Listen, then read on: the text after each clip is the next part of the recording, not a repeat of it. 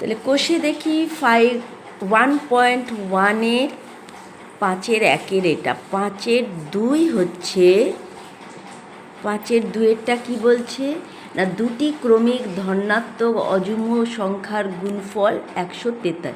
দুটি ক্রমিক ধনাত্মক অযুগ্ম সংখ্যা, তাহলে দেখি যেমন ধরো 1, 2, 3, এখানে 3 আর 1 হচ্ছে ক্রমিক অযুগ্ম সংখ্যা। তাহলে মাঝখানে এটাকে যদি x ধরি তাহলে এটা কি হবে x-1 আর এটা x+1, ঠিক আছে। তাহলে ক্রমিক ধনাত্মক অযুগ্ম সংখ্যা, অতএব ধরি দুটি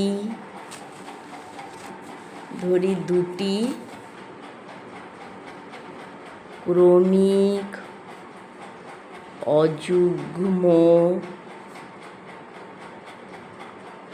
সংখ্যা x-1 x+1, ঠিক আছে। তাহলে দুটি ক্রমিক অযুগ্ম সংখ্যার গুণফল 143। অতএব প্রশ্নানুসারে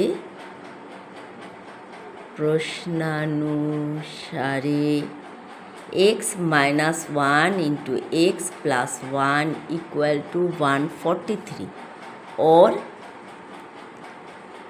x² - 1 equal to 143 or x² - 1 minus 143 equal to 0 or x² minus 144 equal to 0 নির্ণেয়। অতএব নির্ণেয় দ্বিঘাত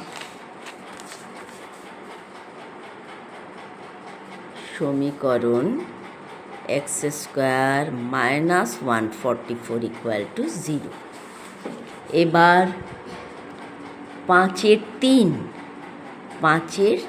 3 নম্বরের অঙ্ক। 5-এর 3 নম্বরেরটা কি বলছে না দুটি ক্রমিক সংখ্যার বর্গের সমষ্টি 313। দুটি ক্রমিক সংখ্যা, ক্রমিক মানে পরপর, ধরি দুটি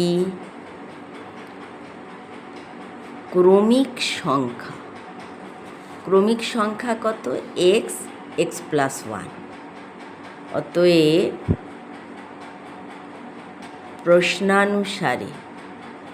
প্রশ্নানুসারে দুটি ক্রমিক সংখ্যার বর্গের সমষ্টি x² plus x+1 এর হোল স্কোয়ার ইকুয়াল টু 313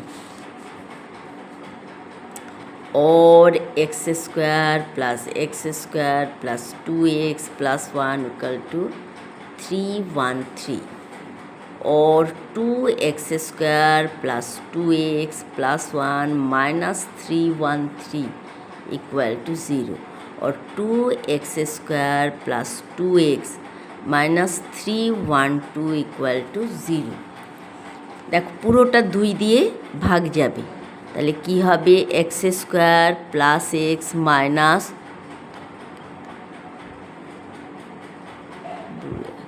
2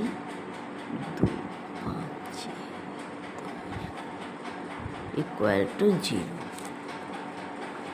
এইটা হচ্ছে নির্ণেয় দ্বিঘাত সমীকরণ।